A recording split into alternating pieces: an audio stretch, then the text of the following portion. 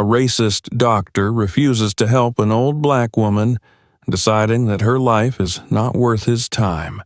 But soon, fate teaches him a harsh lesson he can't escape. How far will his arrogance go, and how will it turn out? Do not miss the denouement of this dramatic story. Subscribe to our channel to learn more about how karma catches up with those who make mistakes. In the meantime, post in the comments, where are you watching this video from? Dr. Thomas Randolph was a man of contrasts. Admired by many for his exceptional surgical skills, he was simultaneously feared and detested by his colleagues for his cold demeanor and harsh treatment of anyone he deemed unworthy of his time. His confidence, some would say arrogance, came from a lifetime of being told he was superior in intellect, skills, and, though often unsaid aloud, in the color of his skin. Raised in a privileged environment, Randolph had always believed he was destined for greatness, and nothing could stand in his way. From a young age, Randolph had been taught that success was his birthright. His parents, deeply conservative and traditional, instilled in him the belief that his white heritage placed him above others. His father, a wealthy businessman, made it clear that the world was divided into those who had power and those who were meant to serve. These values shaped Thomas's worldview, forming the foundation of the prejudice that would later define him as both a man and a surgeon. In medical school, Randolph's brilliance was undeniable. He had the sharpest mind in his class, and his hands moved with a precision that made even the most complex surgeries seem routine. Yet, his success came at a cost. Randolph's peers respected his skills, but they kept their distance, knowing that any interaction with him could easily turn into a condescending lecture.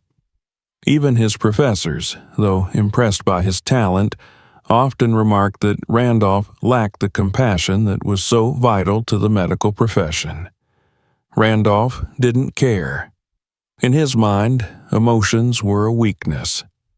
Compassion was for those who couldn't handle the harsh realities of life and death. He believed that his detachment made him a better doctor, someone who could make life-or-death decisions without the interference of sentimentality.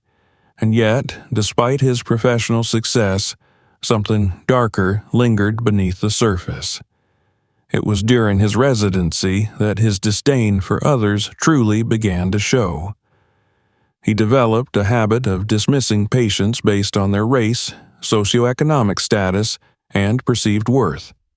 If a patient didn't fit his criteria of who was worthy of his time, he would delegate the case to a resident, or worse, outright refuse to treat them. His behavior grew more and more aggressive over time, and while there were whispers among the staff about his prejudiced actions, no one dared confront him. Now, years later, Dr. Randolph was the top cardiac surgeon at St. Mary's Hospital.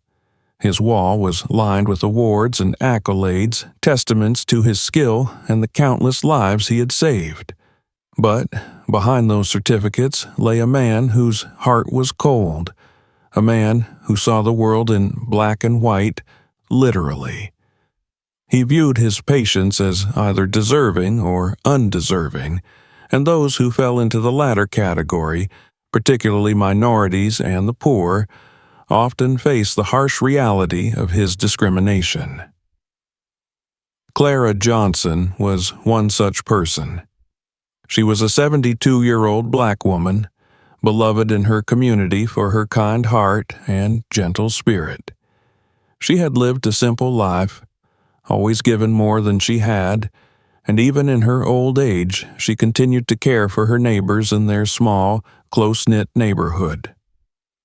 Despite the many hardships she had faced, poverty, loss, and the constant sting of racial prejudice, Clara held on to her faith. She believed that forgiveness and love could overcome even the deepest pain. One warm afternoon, while tending to her small garden, Clara felt a sudden, sharp pain in her chest. It wasn't the first time she had felt discomfort, but this was different. The pain radiated through her chest and down her arm, taking her breath away. She stumbled inside, gripping the edge of her kitchen counter for support as the room spun around her. The pain was unbearable, and she knew something was terribly wrong. She managed to reach her phone and dial 911 before collapsing to the floor. The paramedics arrived quickly, finding her unconscious on the kitchen floor. They worked swiftly, administering oxygen and stabilizing her for transport. As they lifted her onto the stretcher, one of the paramedics noticed a small cross hanging around her neck, the only piece of jewelry she wore. He gently placed it back on her chest, whispering, "Hold on, ma'am. We're going to get you through this." Clara was rushed to St. Mary's Hospital, where the emergency room staff immediately recognized the severity of her condition. She had suffered a massive heart attack and needed emergency surgery. The nurses and doctors in the ER worked frantically, stabilizing her just enough to buy time until a surgeon could be called in. It was clear that Dr. Randolph was the best choice for such a critical operation. His reputation for saving patients with even the most complex heart conditions was unmatched. One of the senior nurses, a woman who had worked with Randolph for years, quickly paged him. In his office, Randolph was reviewing patient files when his pager buzzed. He glanced at the message, reading about the elderly black woman who had just been admitted with a life-threatening heart condition. For a moment, he considered responding. After all, the case sounded challenging, and he prided himself on his ability to handle the most difficult surgeries, but then something inside him shifted. The patient's name, Clara Johnson, and her demographic details, poor, elderly, and black, triggered a wave of indifference in him. He scoffed, tossing the pager aside. "Another charity case," he muttered under his breath. "She's probably too far gone anyway." His eyes drifted back to the files in front of him, which detailed upcoming surgeries for more worthy patients, wealthy individuals who could afford the best care. The hospital staff waited anxiously for Randolph's response, but when none came, one of the nurses decided to call his office directly. She was a seasoned professional who had seen more than her fair share of emergencies, but something about Clara touched her heart. She couldn't stand by and watch the woman die without doing everything possible to save her. Randolph picked up the phone, already irritated. "What is it?" he snapped. "Dr. Randolph, we have a critical patient, an elderly woman who's had a massive heart attack. We need you to perform the surgery." "It's her only chance," the nurse explained, her voice calm but urgent. Randolph's tone was cold. "Her only chance, you say? And what exactly makes her more important than the half-dozen other patients I have scheduled surgeries for tomorrow? Patients who are younger, wealthier, and frankly, more likely to survive." The nurse, shocked by his response, struggled to find the right words. "Dr. Randolph, she's in critical condition. We don't have time to debate her worth. She needs you now." Randolph's jaw tightened. "I'm not running a charity here. I'll leave this one to the residents. Dr. Patel can handle it. I'm done for the day." He hung up the phone without another word, leaving the nurse in stunned silence. Back in the ER, the staff couldn't believe it. How could the hospital's top surgeon refuse to help an elderly woman in such dire need? As they scrambled to find another surgeon, Clara lay unconscious, her condition worsening by the minute. Her chances of survival were slipping away, and the clock was ticking. The tension in the room was palpable. The nurses exchanged worried glances, knowing that even if they found another surgeon, it might be too late. But through it all, Clara remained calm. her face peaceful despite the chaos around her.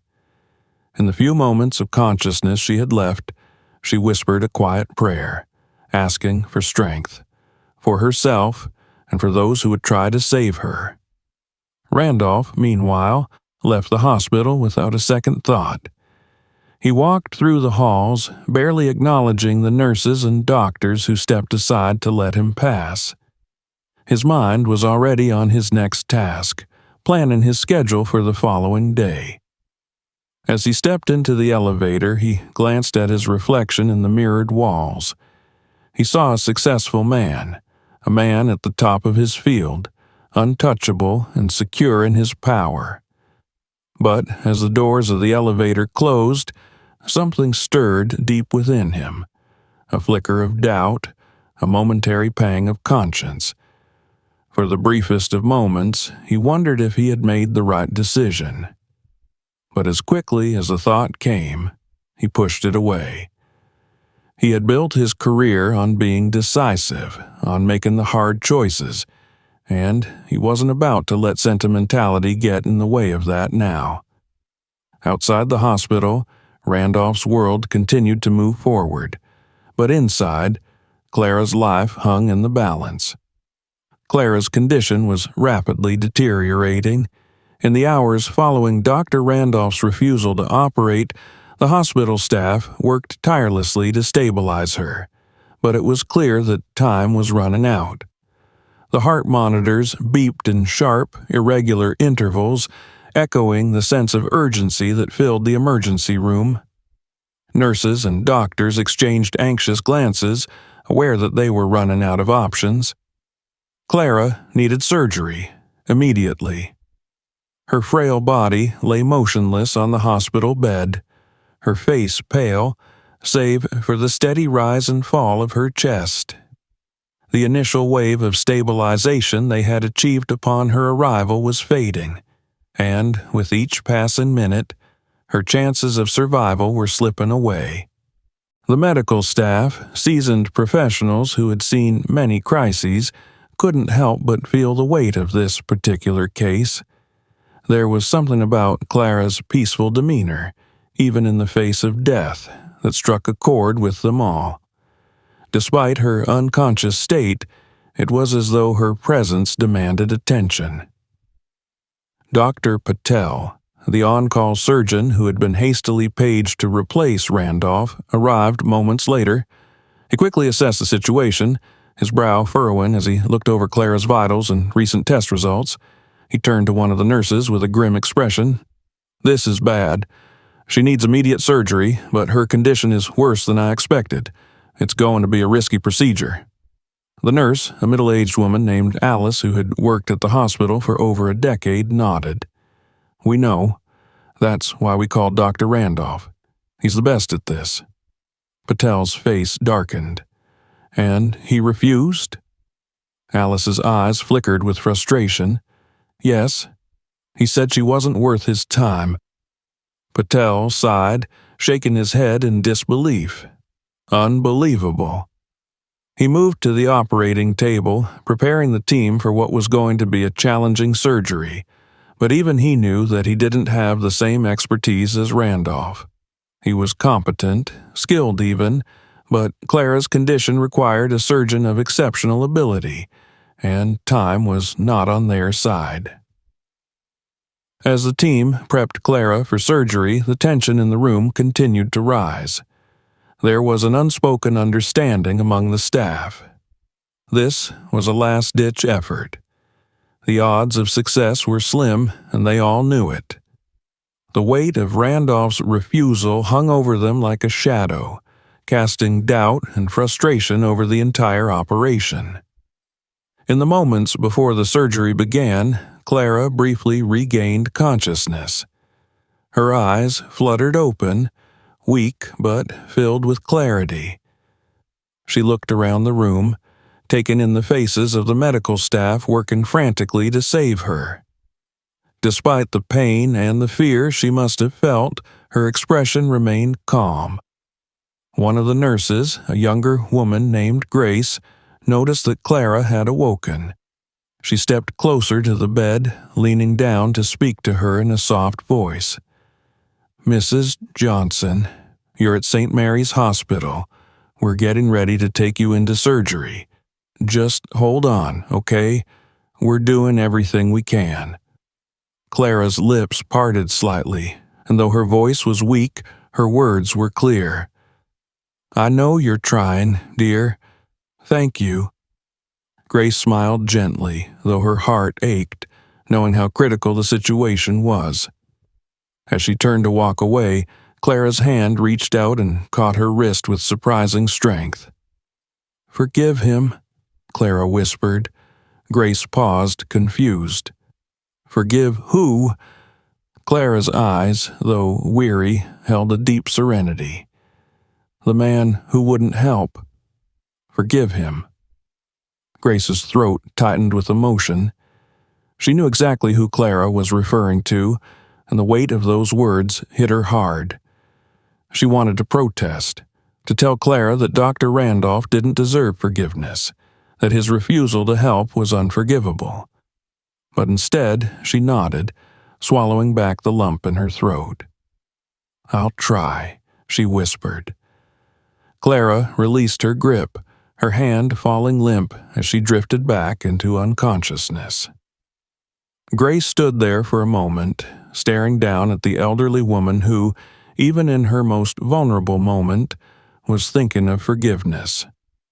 It was a stark contrast to the anger and resentment that many in the hospital felt toward Randolph. Clara's words stayed with Grace as she returned to her duties, and she couldn't help but wonder if such kindness, such grace, was even possible for her.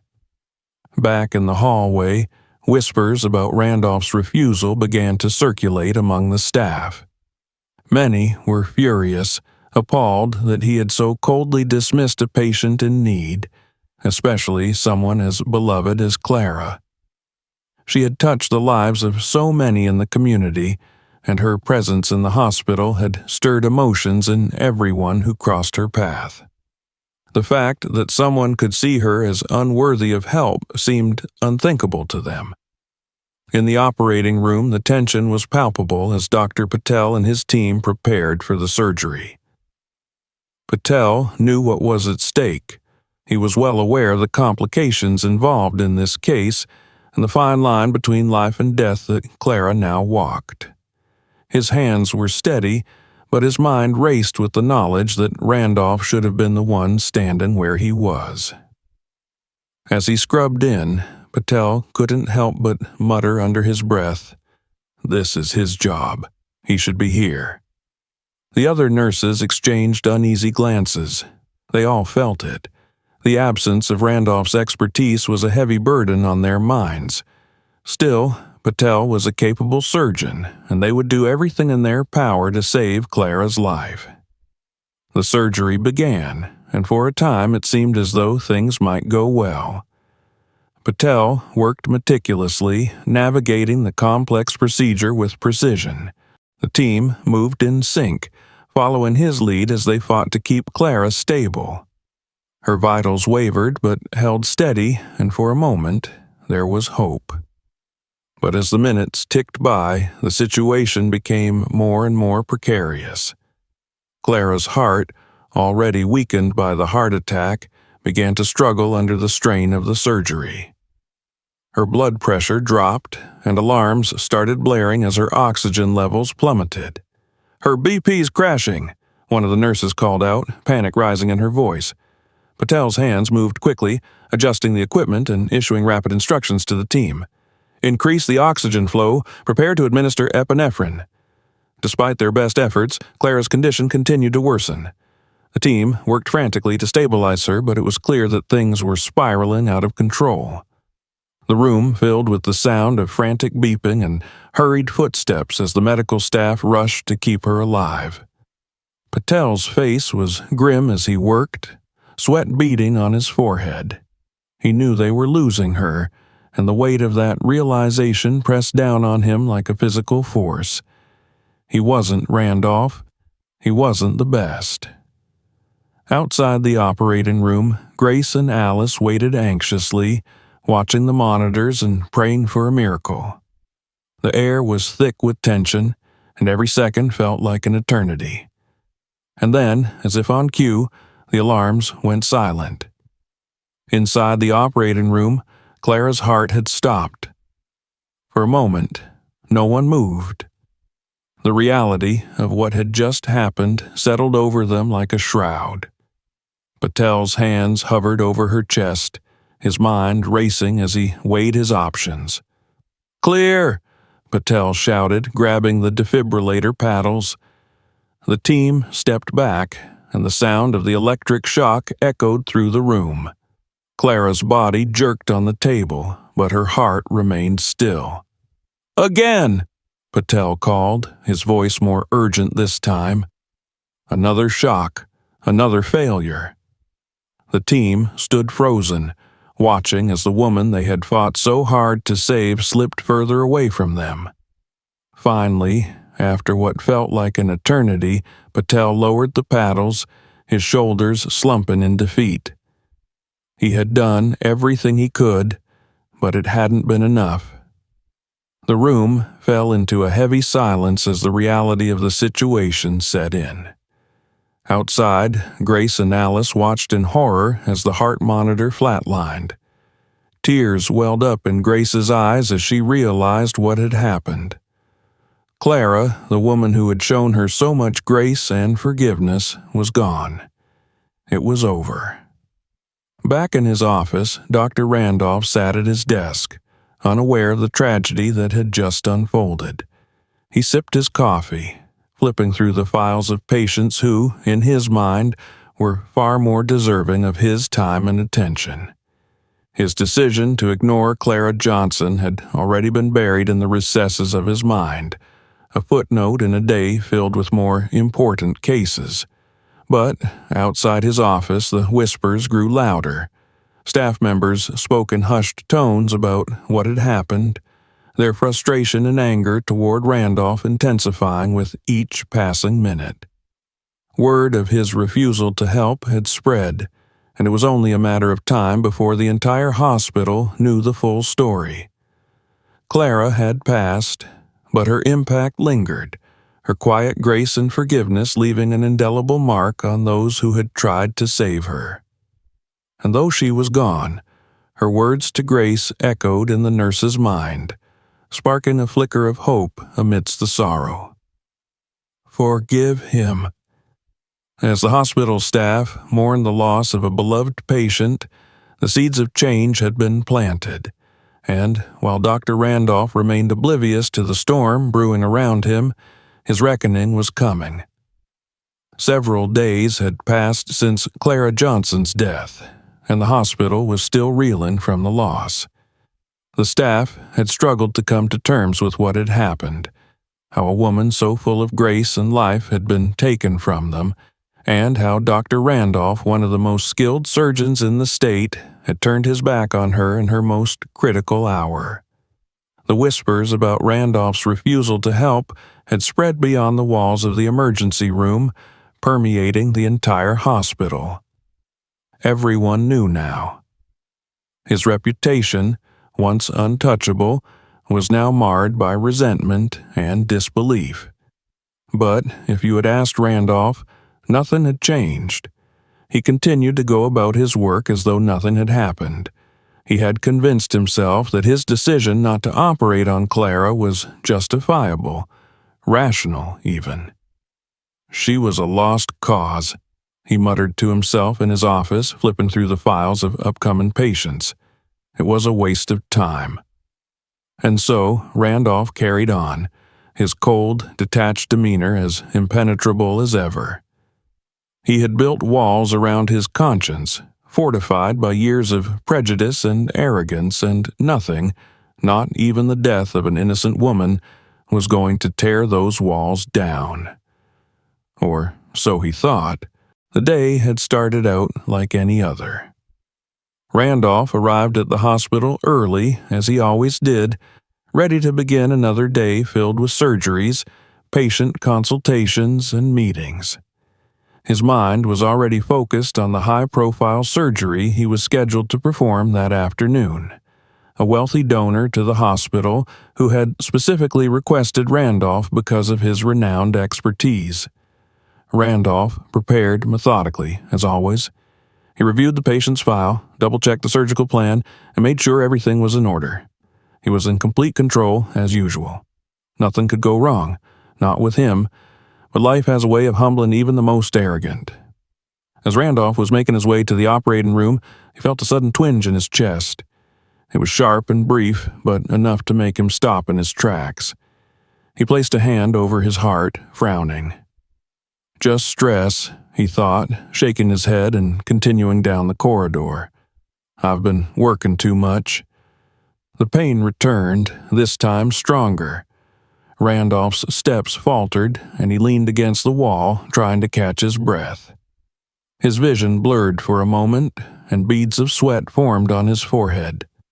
"Not now," he whispered through gritted teeth. He straightened himself, determined to ignore the discomfort. "I have a surgery to perform. This can't be happening." But his body had other plans. As Randolph reached the doors of the operating room, the pain intensified. It felt like a vice was tightening around his chest, squeezing the life out of him. His breath became shallow, his heart pounded in his ears, and the world around him began to spin. "No," he gasped, clutching his chest. "No, this can't be happening." His legs gave way beneath him, and he collapsed onto the cold tile floor. The hospital staff, unaware of what was happening just a few feet away, continued their work, oblivious to the fact that the hospital's top surgeon was now a patient in dire need of help. Randolph's mind raced as he lay on the floor, gasping for air. His thoughts were disjointed, a chaotic swirl of panic and disbelief. "I can't die. I'm too important. I'm not like them. I'm not." The pain was unbearable now, shooting down his left arm and up into his jaw. His vision darkened at the edges, and the world around him seemed to grow distant. He could hear the faint sound of footsteps approaching, but they felt miles away. Then, everything went black. When Randolph opened his eyes, the first thing he noticed was the ceiling, the sterile white ceiling of a hospital room. He blinked slowly, disoriented, his mind struggling to piece together what had happened. He was in a hospital bed. It took a few moments for the realization to sink in. Randolph had had a heart attack. He was the patient now. A nurse entered the room, noticing that Randolph was awake. She approached his bedside with a clipboard in hand. "Dr. Randolph," she said, her voice professional but tinged with a hint of concern. "You're awake. How are you feeling?" Randolph tried to speak, but his throat was dry and his chest ached with a dull, persistent pain. The nurse handed him a small cup of water, which he drank slowly, wincing as he swallowed. "What happened?" he rasped. "You had a heart attack," the nurse explained. "It was severe, but fortunately, we were able to get you into surgery in time." Randolph's mind was still foggy, but he managed to ask, Who operated on me?" The nurse glanced at her clipboard. Dr. Carter was the lead surgeon, and Dr. Angela Davis assisted. Randolph froze. Dr. Angela Davis. Of course, he knew her. She was a brilliant cardiothoracic surgeon, young, talented, and black, and he had dismissed her more times than he could count. Randolph had always looked down on her, treating her as inferior despite her obvious skills. He had never hidden his disdain for her, making snide comments about her abilities and avoiding any opportunity to work with her directly. And now she had saved his life. The irony hit him like a second heart attack. He had belittled her, doubted her, and yet she had been the one to pull him back from the brink of death. The humiliation stung, but it was the guilt that began to gnaw at him. He had judged her, just as he had judged so many others, and now he owed her his life. "Dr. Davis," Randolph's voice cracked. "She saved me?" The nurse nodded. "Yes, Dr. Davis was instrumental in the success of your surgery. She made some critical decisions during the operation that likely saved your life." Randolph closed his eyes, his chest tightening, not from the pain of the surgery, but from the weight of his shame. He had spent his entire career looking down on people like Angela Davis, people like Clara Johnson, and now he was forced to confront the reality that his prejudice had nearly cost him everything. The nurse, sensing that Randolph needed time to process, quietly left the room. He was alone now, left with nothing but his thoughts and the steady beep of the heart monitor beside his bed. For the first time in his life, Dr. Thomas Randolph felt vulnerable. The walls he had built around his heart, walls of arrogance, superiority, and prejudice, had been cracked wide open by a single, terrifying moment of weakness. And now, as he lay in that hospital bed, helpless and dependent on the very people he had scorned, he realized just how wrong he had been. Days passed, and Randolph's physical recovery was slow but steady. He underwent physical therapy, working to regain his strength, but the emotional toll of what had happened weighed heavily on him. The hospital staff treated him with the same professionalism they afforded every patient, but Randolph could feel the coldness in their interactions. They knew. They all knew what had happened with Clara, and now they were watching him, judging him, just as he had judged them. Randolph's pride had taken a severe blow. He could no longer walk the hospital halls with the same air of superiority. His colleagues, many of whom had once looked up to him, now regarded him with a mixture of pity and disdain. He had fallen from grace, and there was no going back. Then, one afternoon, a familiar face appeared at his hospital room door. It was Dr. Angela Davis. She stepped inside, her expression calm and composed, though there was a flicker of something else in her eyes, something that Randolph couldn't quite place. She stood at the foot of his bed, her hands clasped in front of her. "Dr. Randolph," she began, her voice steady, "I'm glad to see you're recovering well." Randolph struggled to find his voice. The words he wanted to say were trapped in his throat, tangled with years of pride and resentment. Finally, he managed to choke out, "Thank you for saving me." Dr. Davis nodded, her face unreadable. "I was just doing my job." Randolph winced. The words stung, though he knew they weren't meant to. She had done her job, her duty as a doctor, without letting his past treatment of her interfere. It was a testament to her professionalism, and it made Randolph's shame all the more unbearable. I was wrong," Randolph said, his voice barely above a whisper. "About you. About everything." Dr. Davis met his gaze, and for a moment there was silence between them. Then she spoke, her tone soft but firm. "We all make mistakes, Dr. Randolph. What matters is that we learn from them." With that, she turned and left the room, leaving Randolph alone once more. He sat there, staring at the door, her words echoing in his mind. What matters is that we learn from them. Randolph had spent his entire life believing that he was better than others, that his skills, his intellect, his position made him superior. But in the end, it was his humanity, his vulnerability, that had brought him to his knees. And now, for the first time, he was beginning to understand that he had a choice. He could continue down the path of arrogance and prejudice, or he could take the lessons he had learned, lessons taught to him by the very people he had scorned, and begin to change. Randolph's journey toward redemption had only just begun. The sterile white walls of the hospital room became a silent witness to Dr. Thomas Randolph's growing inner turmoil. Days had passed since his encounter with Dr. Angela Davis, and though his body was slowly recovering, his mind was in constant conflict. His usual cold detachment had been replaced by something unfamiliar: doubt.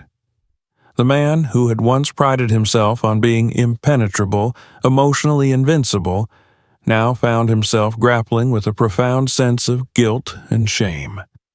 Randolph sat upright in his hospital bed, staring blankly out the window. The steady beep of the heart monitor was a constant reminder of how close he had come to death. But it wasn't the heart attack that weighed on him now. It was the realization that his prejudice, his blind arrogance, had cost lives and shattered trust. He had nearly died, and yet the person he had belittled, Dr. Davis, had saved him without hesitation. The irony was suffocating. He could no longer ignore what had happened with Clara Johnson. The thought of her lingered in his mind like a dark cloud, casting shadows over his every waking moment. She had been the embodiment of grace and forgiveness, even in the face of death. And he had dismissed her, simply because of her race, her age, and her poverty. He had condemned her to death without a second thought. Randolph clenched his fists, his knuckles turning white against the hospital sheets. How had he become this person? How had he allowed his career, his success, to transform him into someone so devoid of compassion, so blinded by his own sense of superiority? The answer, he realized, was rooted in his past. Randolph's mind drifted back to his childhood, to the home where he had grown up. His parents had been strict, conservative, and deeply rooted in the belief that their status in society made them better than others. His father, a man of great wealth and influence, had often spoken about those people in hushed tones: the poor, the minorities, the ones who didn't deserve what they had. From a young age, Randolph had been taught to believe that success was a birthright, not something earned. He had been raised to think of the world in terms of us and them. His parents had ingrained in him the idea that he was destined for greatness because of his race, his family name, and his intellect. They had always emphasized that there were people in the world who were simply less deserving, and it was not his job to concern himself with them. In medical school, these beliefs had only deepened. He had excelled in every subject, quickly rising to the top of his class. His professors praised his skill, his precision, his brilliance. But even then, there had been a coldness to him, a sense of superiority that alienated him from his peers. He had never cared for the camaraderie that others sought. For Randolph, medicine was a competition, and he was determined to win. Looking back now, Randolph could see the pattern.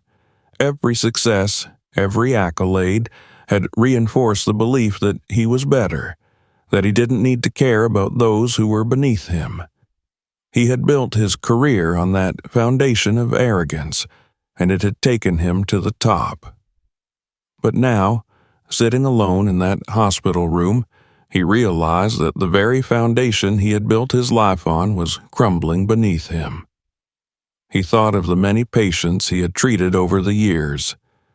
How many of them had he dismissed? How many lives had he deemed unworthy of his time simply because they didn't meet his arbitrary standards of worth? He had been so focused on his own success, on maintaining his image as the best, that he had forgotten the very reason he had become a doctor in the first place: to save lives. Randolph's heart ached, not from the physical pain of his surgery, but from the emotional weight of his realization. He had failed. He had failed as a doctor, as a colleague, and as a human being. As Randolph sat lost in his thoughts, there was a soft knock on the door. He looked up, startled, as a nurse stepped inside. "Dr. Randolph," she said gently, "you have a visitor." "A visitor?" Randolph frowned, unsure of who it could be. Most of his colleagues had kept their distance, and he had no close family. "Who is it?" he asked, his voice hoarse from disuse.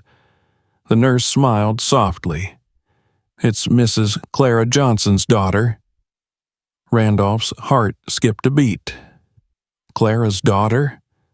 He had never met her, but the thought of facing someone connected to the woman he had failed so profoundly sent a wave of panic through him. He wasn't ready for this. He wasn't ready to confront the consequences of his actions. Before he could protest, the door opened wider, and a woman in her late 40s stepped into the room. She had Clara's eyes, warm, kind, but filled with sadness. Her name was Lillian, and as she entered the room, Randolph could feel the weight of her presence.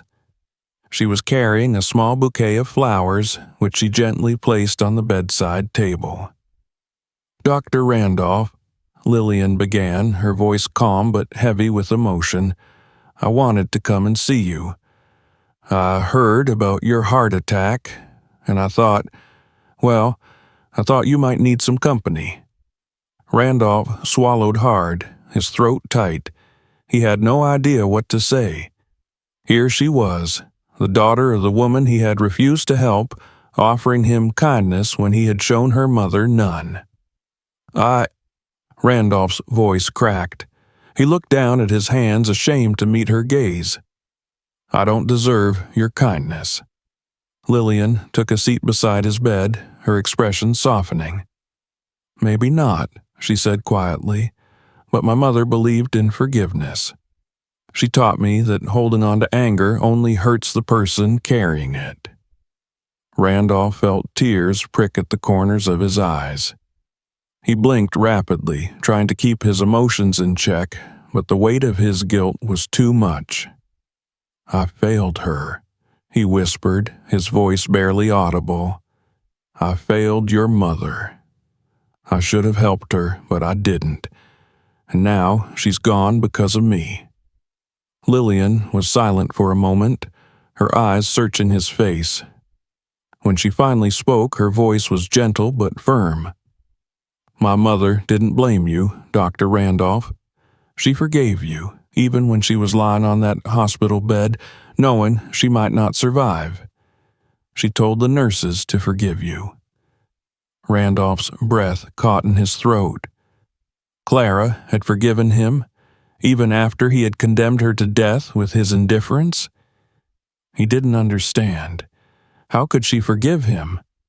"I don't understand," he said, his voice shaking. "How can you forgive me? How could she?" Lillian smiled sadly, her eyes glistening with unshed tears. "Because forgiveness isn't about the person who wronged you, Dr. Randolph. It's about finding peace for yourself. My mother didn't want to carry anger with her. She believed that everyone deserves a second chance, even you." Randolph stared at her, his mind racing. He had spent his entire life believing that he was superior, that he was above everyone else. But now, sitting in that hospital bed, humbled by his own frailty and the kindness of a woman he had wronged, he realized just how wrong he had been. "I don't know if I deserve a second chance," Randolph admitted, his voice breaking. "I've done so many terrible things. I've hurt so many people." Lillian reached out and gently took his hand in hers. "It's not about whether you deserve it," she said softly. "It's about what you do with it. You have a chance to change, Dr. Randolph, to be better. My mother believed in that, and so do I." Randolph looked down at their joined hands, his heart heavy with emotion. For the first time in his life, he felt vulnerable, exposed. The walls he had built around himself were crumbling, and for the first time, he didn't try to stop it. After Lillian left, Randolph lay in his bed, staring at the ceiling. Her words echoed in his mind, intertwining with memories of his past and the realization of his mistakes. He had always believed that his success, his skill as a surgeon, made him invincible. But now he understood that it was his humanity that had been missing all along. He thought of Clara, her grace, her forgiveness.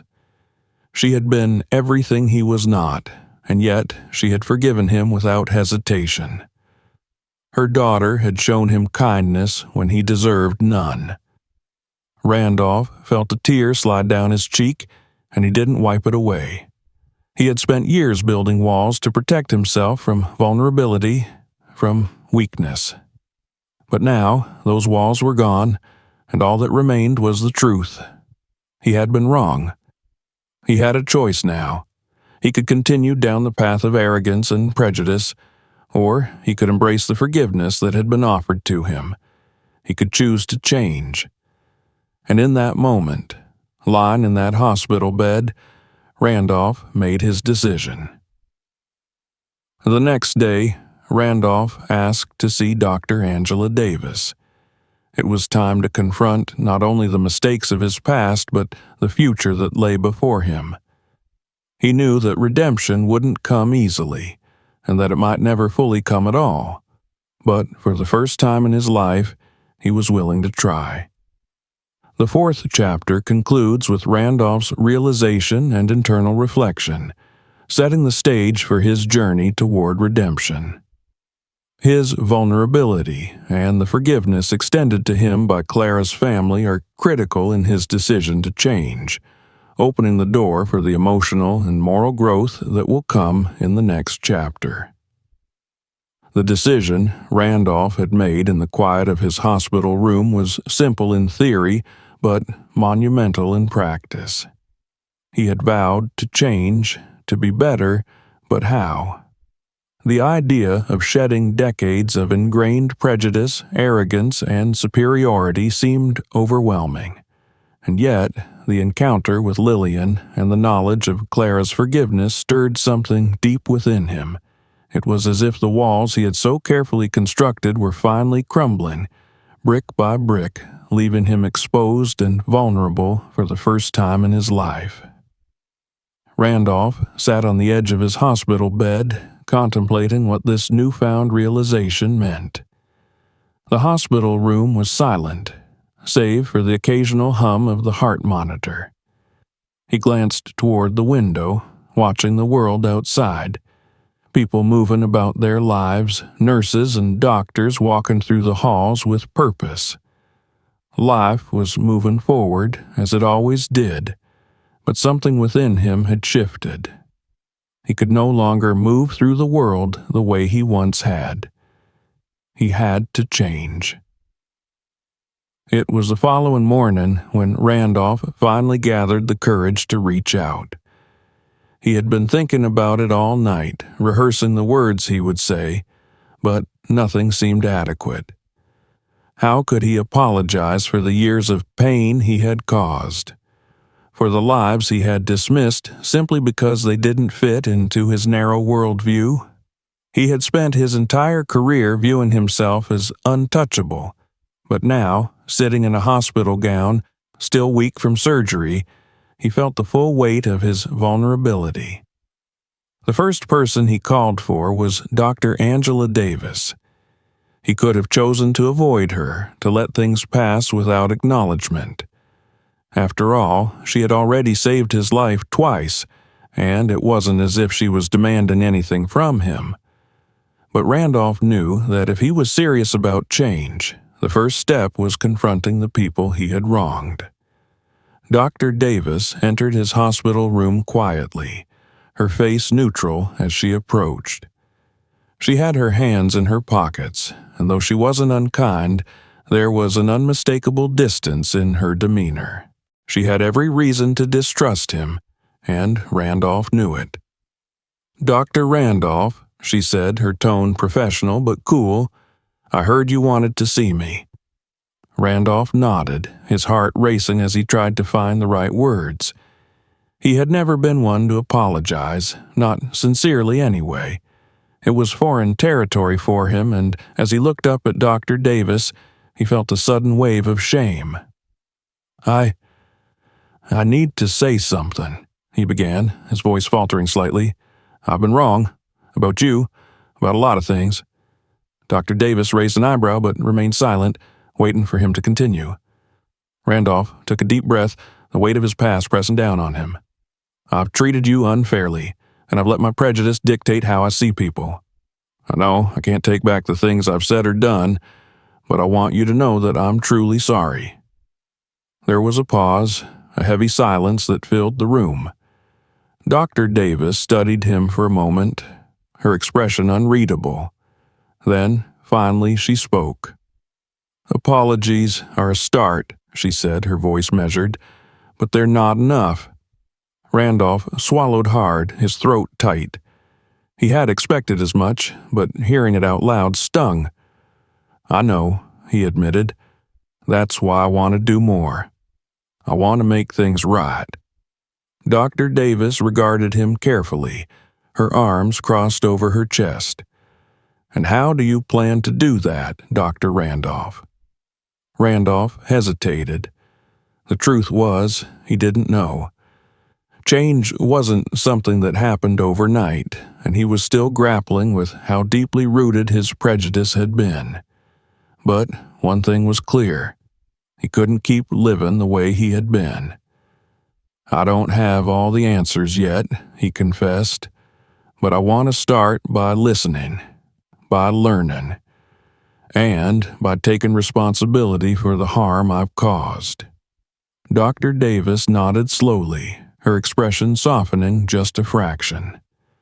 That's a step in the right direction, she said, but it's going to take more than just words. Randolph looked down at his hands, nodding in agreement. He had expected this to be difficult, but hearing it out loud made it all the more real. He wasn't going to be forgiven easily, nor should he be. But for the first time in his life, he was willing to do the hard work. Thank you, Randolph said quietly, looking up at Dr. Davis, for everything. Dr. Davis offered a small, almost imperceptible nod before turning to leave. As she reached the door, she paused for a moment, glancing back over her shoulder. People can change, Dr. Randolph, she said softly, but it takes time, and it takes effort. With that, she left the room, leaving Randolph alone with his thoughts.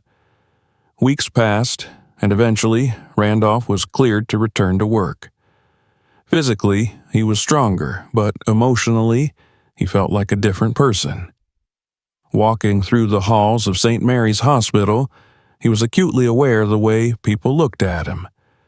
There was no longer the reverence or respect that had once greeted him. Now, there were whispers, sideways glances, and cold stares. Everyone knew about Clara Johnson, and everyone knew about his refusal to help her. It was a humbling experience. The pedestal he had once stood on was gone, and in its place was a cold, hard reality. He was no longer seen as a hero. In fact, to many, he was the villain. Randolph kept his head down as he made his way to the surgical floor. He could feel the weight of the stairs, but he didn't let them deter him. He had made a promise to himself, to be better, to change, and that meant facing the consequences of his actions head on. His first surgery back was a relatively simple procedure, a coronary bypass on a middle-aged man with a history of heart disease. It was a case he would have performed dozens of times before without a second thought. But today, as he prepared for surgery, something felt different. Randolph stood at the scrub sink, washing his hands in preparation for the operation. He glanced around the room at the other surgeons and nurses, many of whom were people he had worked with for years. And yet, today, he felt like a stranger in his own hospital. As the team prepped the patient for surgery, Randolph couldn't help but feel a sense of unease. He had been so confident, so sure of himself before. But now there was a hesitance in his hands, a doubt in his mind. He was acutely aware of the responsibility he carried, not just as a surgeon, but as a human being. The surgery went smoothly, but it wasn't the procedure itself that left an impact on Randolph. It was the realization that, for the first time in his career, he wasn't just operating on a body. He was caring for a person. A person with a life, a family, and a story. When the surgery was over, Randolph stepped out of the operating room and made his way to the patient's family. It was a routine part of the job, speaking to the family after surgery, but today it felt different. He felt the weight of their worry, their hope, and their trust. As he spoke to the patient's wife, explaining that the surgery had been successful and that her husband was in recovery, Randolph felt something shift within him. He realized that this was what it meant to be a doctor, not just saving lives, but caring for them. He had been so focused on the technical aspects of his job for so long that he had forgotten the human side of medicine.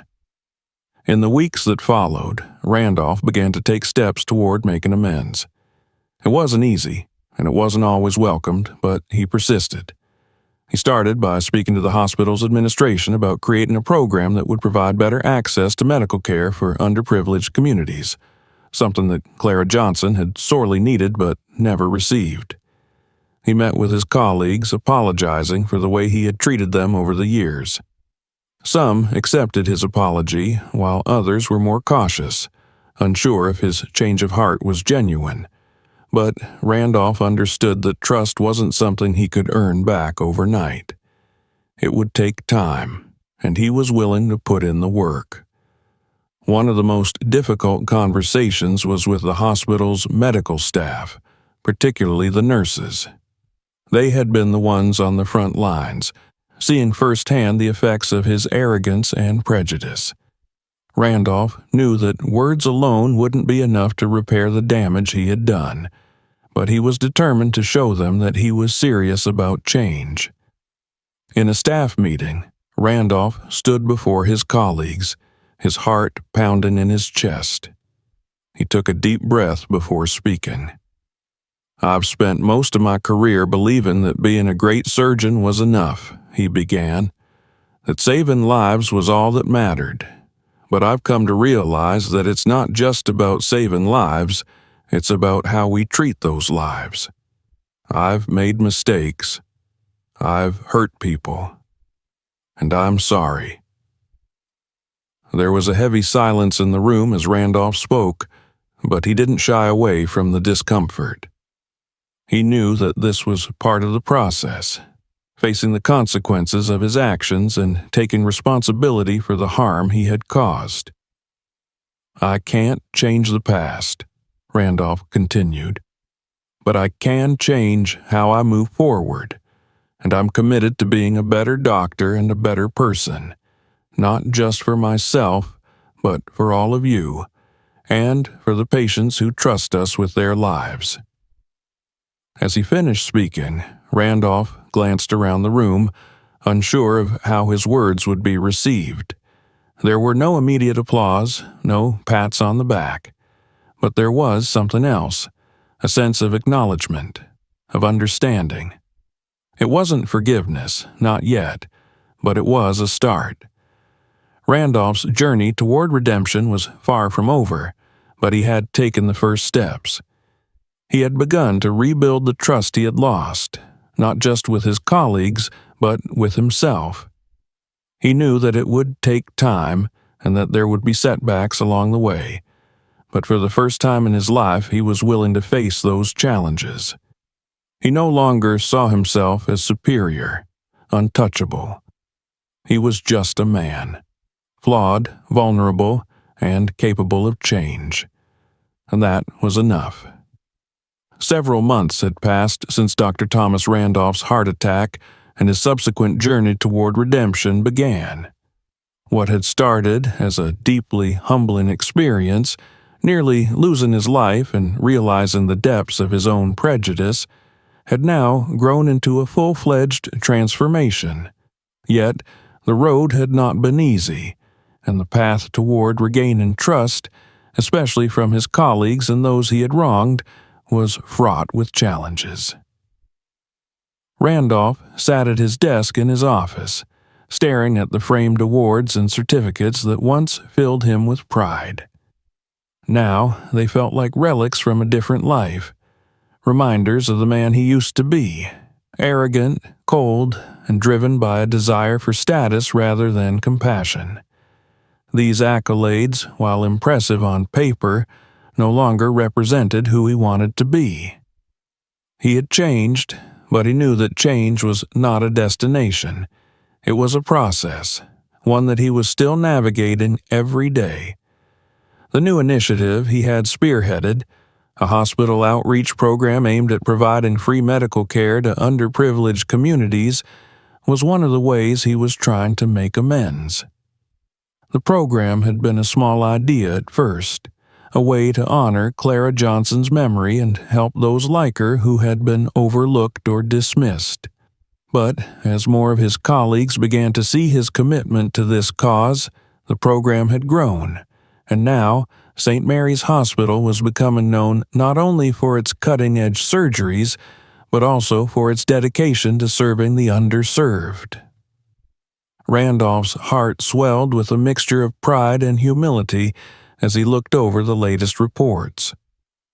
The outreach program had already helped dozens of families who otherwise would have had no access to proper medical care.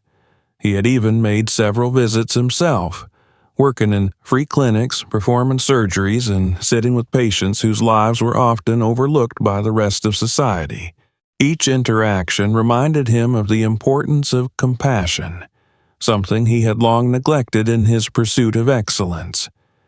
Still, Randolph knew that his journey was far from over. The changes he had made in his own life were significant, but there were still people who doubted him, colleagues who couldn't quite trust that his transformation was genuine. He understood that. After all, trust, once broken, takes time to rebuild. But he was patient, and for the first time in his life, he was willing to wait. One rainy afternoon, Randolph was preparing to leave the hospital when he received an urgent call from the ER. There had been a serious car accident, and the victims were being rushed into surgery. Randolph's name was specifically requested for one of the patients, a pregnant woman who had suffered severe internal injuries and needed immediate attention. Randolph hurried to the ER, his heart racing. He hadn't performed a surgery of this magnitude since his heart attack, but he knew that the patient's life, and the life of her unborn child, depended on him. When he arrived, he was met with a scene of chaos. Nurses and doctors were rushing about, preparing the operating room and stabilizing the patients. As he scrubbed in, Randolph glanced at the chart and froze. The name of the woman on the operating table was Jasmine Anderson, Clara Johnson's granddaughter. His heart clenched as he realized the gravity of the situation. He had failed Clara, but now her granddaughter's life was in his hands. Randolph took a deep breath, steadying himself. There was no room for error.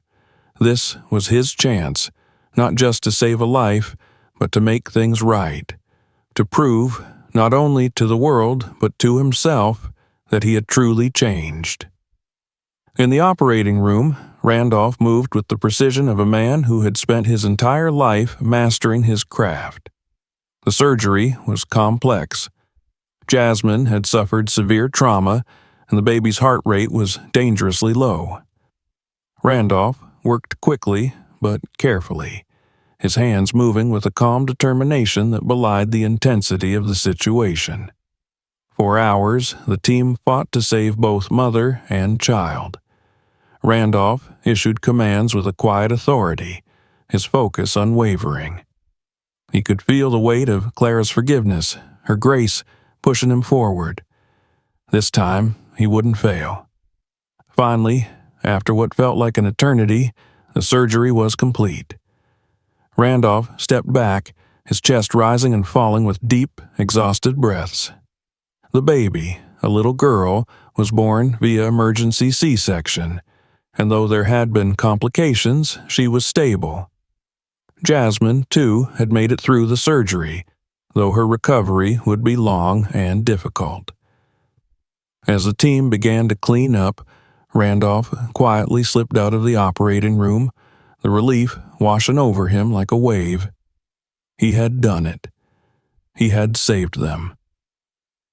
Later that evening, after the chaos of the day had settled, Randolph made his way to Jasmine Anderson's recovery room. Her family was gathered outside, waiting anxiously for news, and when Randolph approached, their eyes filled with a mixture of fear and hope. Among them was Lillian, Clara's daughter, the woman who had come to see him months earlier. "Dr. Randolph," Lillian said softly, her voice filled with emotion, "how is she? How's Jasmine?" Randolph smiled gently. "She's stable. The surgery was successful, and both she and the baby are going to be okay."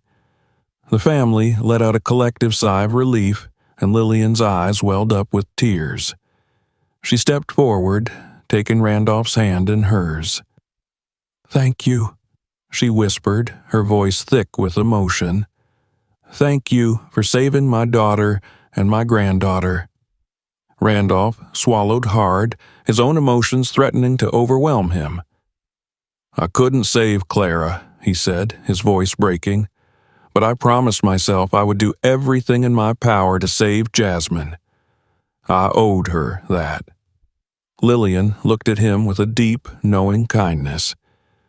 "My mother forgave you, Dr. Randolph, and so do I."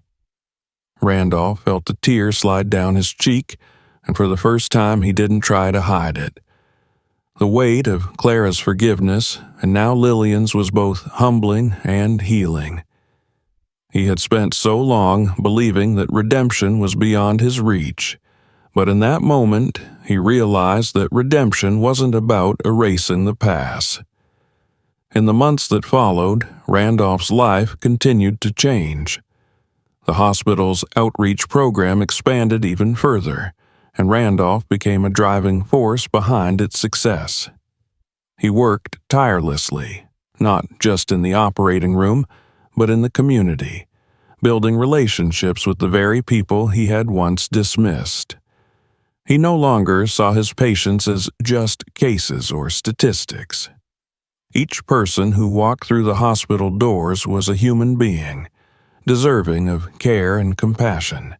And each time he stepped into the operating room, he carried with him the memory of Clara Johnson, a woman whose grace and forgiveness had changed the course of his life. Randolph's colleagues, too, began to see the change in him. Though it took time, the trust he had lost was slowly rebuilt, not through words, but through actions. He no longer sought recognition or praise. Instead, he focused on being the best doctor he could be. Not the best surgeon, but the best healer. Someone who cared for the whole person, not just their physical ailments. One afternoon, as Randolph was leaving the hospital, he ran into Dr. Angela Davis. She was standing by the entrance, her arms crossed as she looked out at the parking lot. When she saw him, she gave him a nod.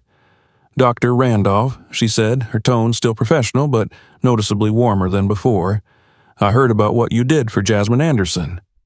Randolph smiled, though it was a humble smile, one without the arrogance that had once defined him. "She's a remarkable woman. I'm just glad I could help." Dr. Davis studied him for a moment, then nodded again. "You've changed," she said, her voice thoughtful. "I wasn't sure you would, but you have." Randolph met her gaze, feeling a sense of peace that had eluded him for so long. "I had a lot to learn," he admitted, "and a lot to make up for, but I'm trying."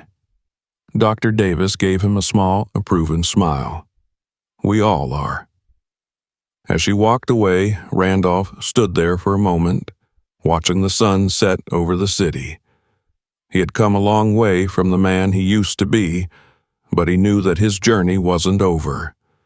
There would always be more to learn, more to atone for, and more lives to save. But, for the first time in his life, Randolph felt a sense of true fulfillment. He had found his purpose, not in being the best surgeon, but in being the best version of himself. And that, he realized, was the greatest success of all.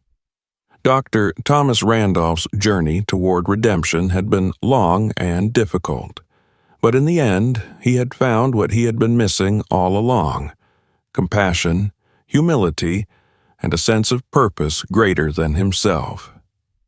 The forgiveness he received from those he had wronged, especially Clara Johnson's family, was not just a gift, but a responsibility, one that he carried with him every day as he continued his work.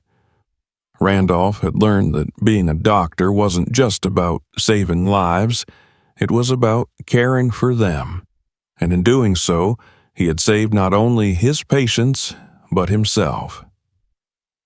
If this story touched you, don't forget to subscribe to our channel so you don't miss out on new emotional and compelling stories. We regularly share stories that make you think and touch on the most important topics. And while you're here, be sure to check out our next video. It will also leave you inspired. Click on the link and learn another incredible story that may change your perception of the world. Where did you watch this video? Write in the comments. We value your opinion.